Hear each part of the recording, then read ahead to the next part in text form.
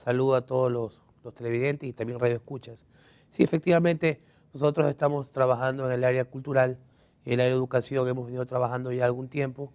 Se dio la oportunidad ahora de estar en el municipio y hemos seguido con el trabajo emprendido a través de las filas de nuestro partido, de nuestro movimiento, y hemos llevado nuestras propuestas, que fueron propuestas también de campaña, para atender el sector de la educación, de la cultura, que obviamente es un sector muy importante, ya que sabemos pues, que la educación es la parte básica de toda sociedad para que nuestros hijos, para que los descendientes de nosotros puedan tener un futuro mejor. Es así que hemos emprendido algunas campañas que poco a poco vamos a estar informando a la comunidad,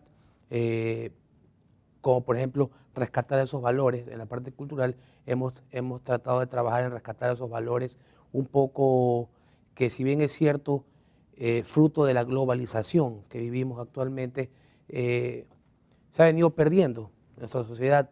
Somos muy propensos a adquirir cosas del extranjero, de pronto la televisión nos influye a nuestros hijos, a los más chicos, inciden mucho en comportamientos que son obviamente un poco de otras culturas.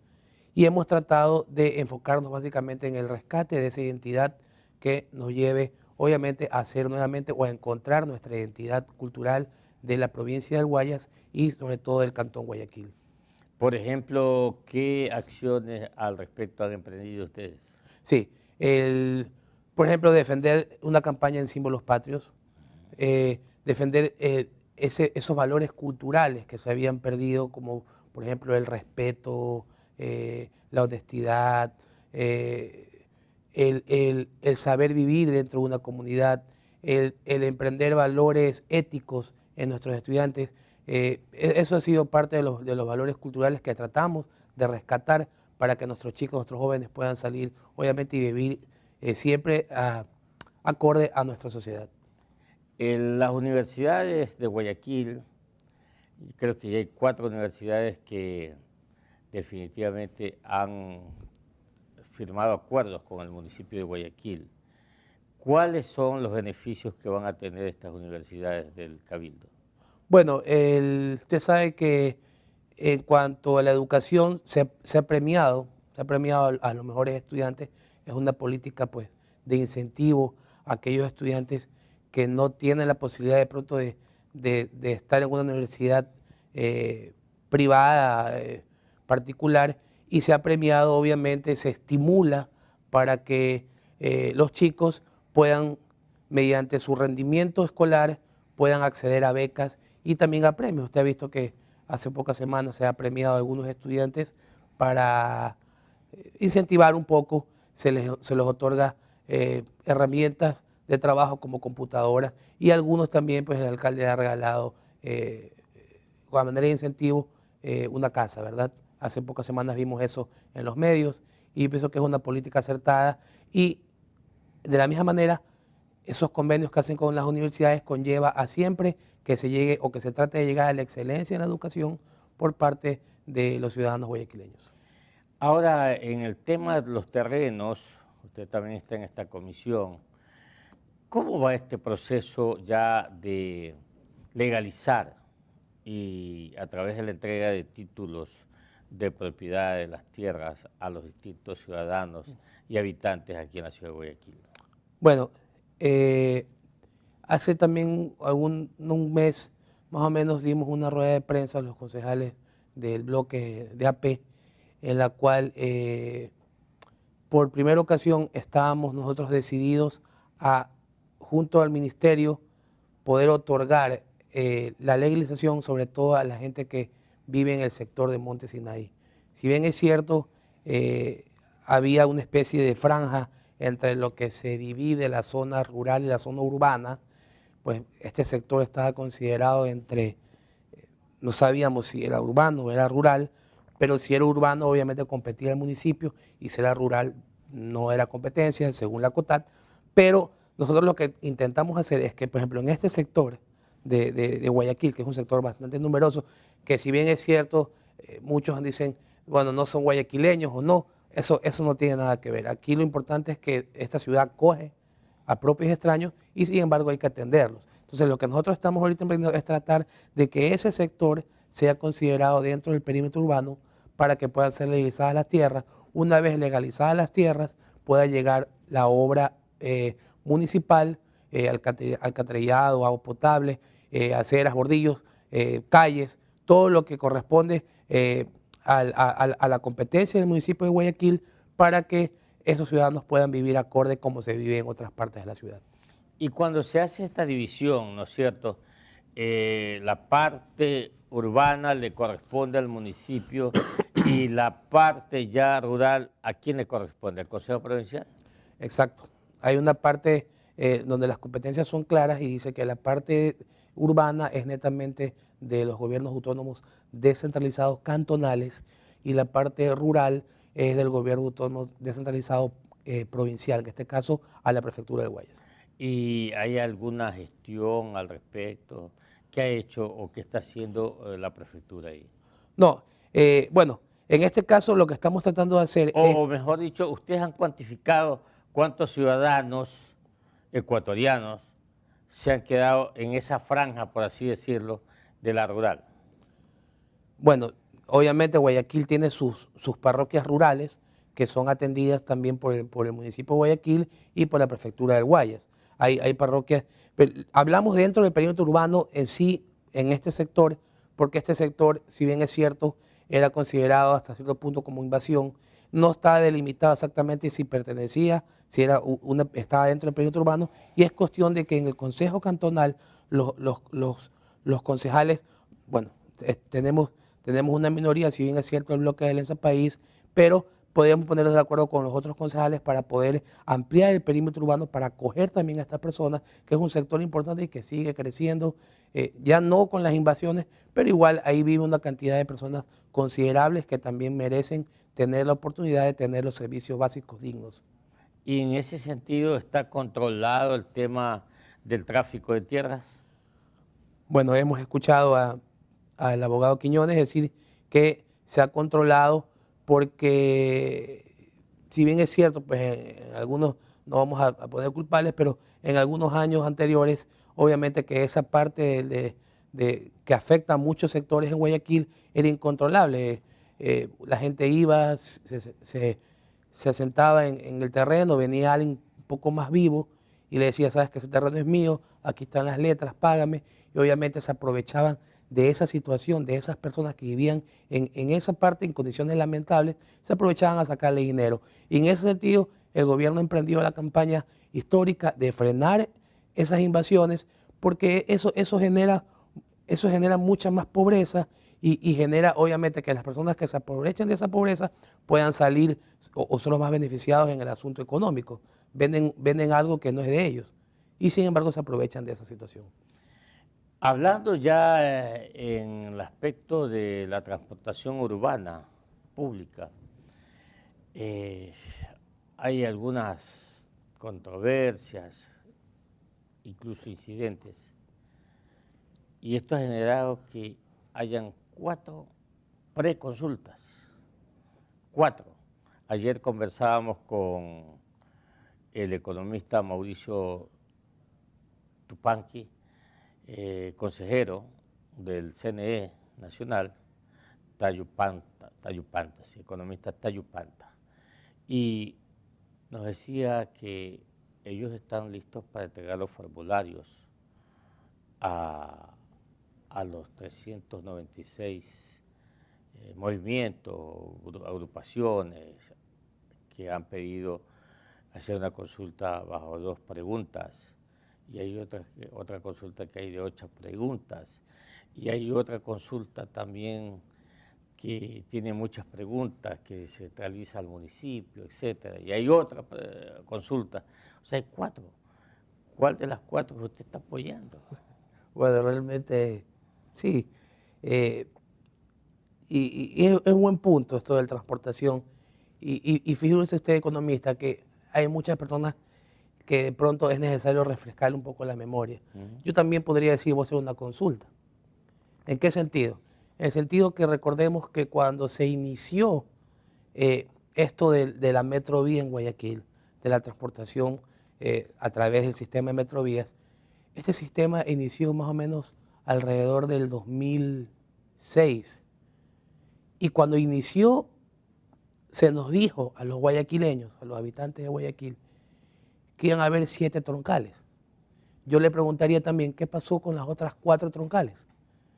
El 2008 y el 2013 fue inaugurada la troncal 3 y la troncal 2.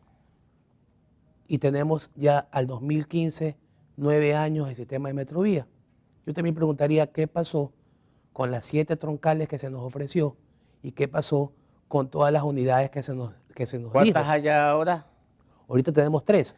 ¿Y cuántas La eran? número 7. uno, la número 1 que inició con la Metrovía, luego vino en el 2008, se inauguró primero la 3 y luego vino la 2 que se inauguró hace un año y medio, el 2013, que es la troncal que pasa por la Avenida de las Américas, esa es la 2. Entonces son 4 consorcios, entonces yo sí también preguntaría, bueno, ¿qué pasó con las otras? Yo también podríamos auspiciar una pregunta a ver qué pasó. ¿Qué pasó con aquello que se nos ofreció, que se iba a mejorar la transportación pública a través del sistema de Metrovía, que iban a desaparecer? Por ejemplo, también preguntaría, ¿se acuerda cuando se obligó a quitar el famoso torniquete de las unidades? Pues en la Metrovía hay torniquetes. ¿Qué pasó se olvidaron de eso? De aquello que justamente ellos estaban en contra de eso ahí. Entonces, es importante que también recordar eso ahí y consultar al pueblo si le afecta al bolsillo o si le van a subir algo. Por supuesto que el pueblo va a decir que no. Es más que obvio que esa consulta, que usted quiere que le suban el precio del transporte, el pueblo va a decir que no. ¿Usted quiere que le cobren más si el servicio mejora? Por supuesto que sí, si el servicio es acorde y si el servicio está dado en función a un mejoramiento de las condiciones en que el ciudadano viaje en la Metrovía, por supuesto que uno haría un esfuerzo de 5, 6, 7 centavos para que viaje mejor, que viaje más cómodo, pero el asunto en sí, economista, consiste en que nosotros o las personas que no tienen vehículo también podamos utilizar la Metrovía, que sea segura, que sea confortable. Eso sucede en países, no solamente en países fuera de América, en Chile, en Argentina. En Argentina, por ejemplo, en Buenos Aires, el sistema subterráneo funciona hace 100 años y funciona muy bien. En otras partes del mundo, la hora de parqueo cuesta 30, 40 dólares porque justamente la gente no necesita ni siquiera ir al centro de la ciudad para poder parquearse porque tranquilamente utiliza el transporte público. Y a eso es hacia donde debemos llegar nosotros. Y cuando habla usted que faltan 4 líneas o troncales. 4 troncales. Usted lo ha dicho dentro del cabildo, dentro del cuerpo colegiado. Nosotros... ¿Qué le han informado el señor Von Búfal, por ejemplo, presidente de la Fundación Metrovía?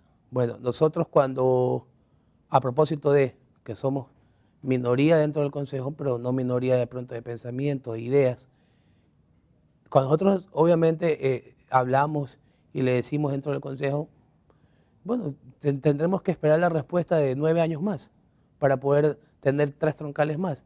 Eso es a lo que no debemos llegar. Esas soluciones son inmediatas y sí le digo, pues obviamente que se tome de parte del municipio, de nuestro alcalde, que tome las medidas necesarias y que sean las medidas correctivas inmediatas. No nos olvidemos, economistas, que la transportación pública en este momento, la mayor parte de la transportación pública es del municipio o fue implantada por el municipio. Recuerde que la gente que se moviliza actualmente dentro de la ciudad de Guayaquil, ¿qué es lo que utiliza más? ¿Los transportes públicos tradicionales o la Metrovía? La Metrovía. Por supuesto, usted lo ha dicho y yo también, todos los guayaquileños estamos al tanto de eso, que es la Metrovía la que se utiliza. Entonces, debe ir enfocado a eso, a que se mejore esa situación. El 70% de la población de Guayaquil utiliza la Metrovía. Hay 3 troncales, sin embargo, de acuerdo a estadísticas, 400.000 personas se movilizan diariamente. El tema pasa por el costo de la construcción, creo yo. Entonces, ¿quién va a financiar o quién financia la construcción de esas posibles 4 troncales que faltan? Porque yo debo entender que Es muy complicado construir o hacer una troncal, ¿no? No sé, usted que está dentro del Cabildo. Bueno, si inicialmente el proyecto era hacer 7 troncales, pues yo pienso que eso debió haber estado establecido, debió haber estado estudiado, y si ellos dijeron que iban a hacer 7 troncales es porque ya tenían cuál era el plan de financiamiento. Cuando uno va a una parte a comprar algo, uno va con el dinero necesario y dice voy a gastar tanto porque esto voy a gastar.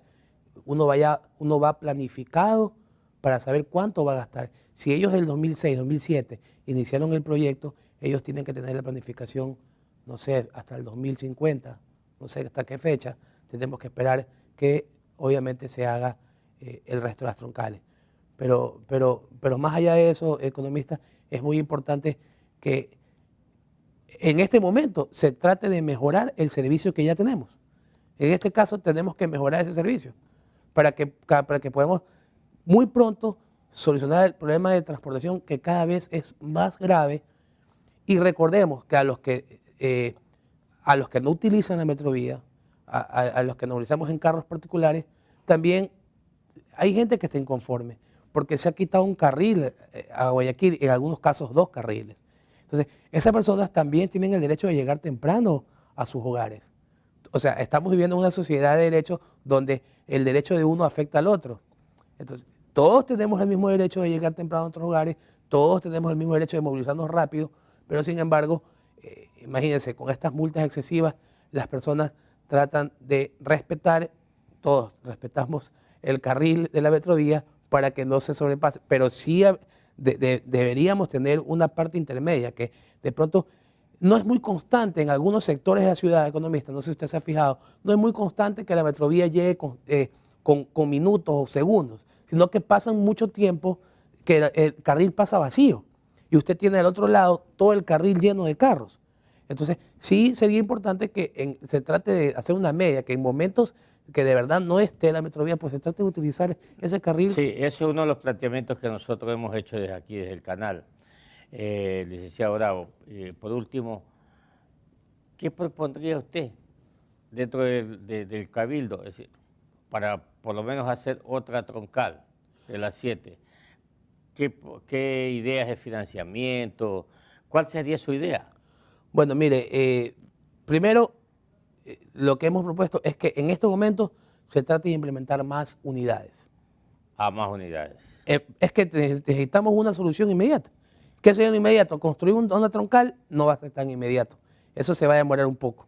Venga el financiamiento del extranjero, venga el financiamiento del gobierno o propio, se va a demorar. Entonces, en este momento lo más importante es tratar de dar un mejor servicio y de solucionar el problema de transportación.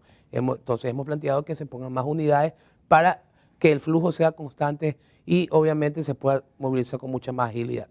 Segundo, este año y el año pasado, dentro del Consejo Cantonal se aprobaron cerca de 4 o 5 millones de dólares para mejoramiento de vías.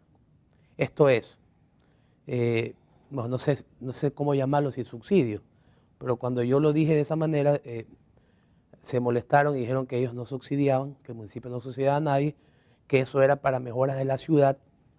Bueno, entiéndase que si nosotros aportamos, los guayaquileños aportan al servicio de la metrovía, habrá que buscar de alguna manera cómo esos recursos tratarlos de enfocar hacia la construcción de una nueva troncal. Pero yo no, sinceramente no veo en estos momentos una solución sería o buscar un financiamiento con el Estado o buscar un financiamiento del exterior, porque también acordémonos que los consorcios que conforman la metrovía, las personas dueñas de las unidades, también están un poco molestas porque tampoco reciben la ganancia que ellos pensaban que iban a recibir. Muy bien, gracias por estar con nosotros aquí, licenciado Leonardo Bravo, de Alianza País en el Cabildo porteño, Cabildo de la ciudad de Guayaquil, y que le vaya bien. Muchas gracias a usted, economista, un placer.